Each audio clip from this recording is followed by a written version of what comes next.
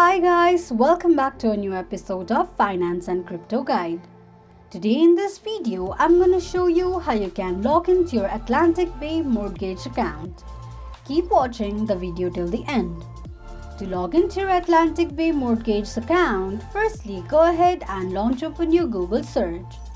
On the search box at the top, type in apply.atlanticbay.com and make a search. You will end up on the login page of Atlantic Bay mortgage account.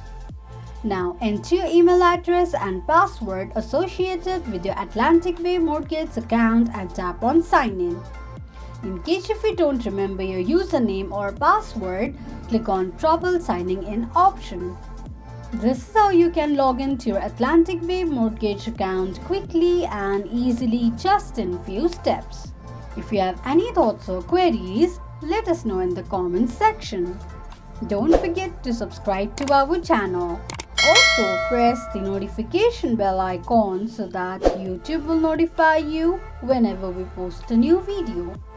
I hope this video was helpful to you.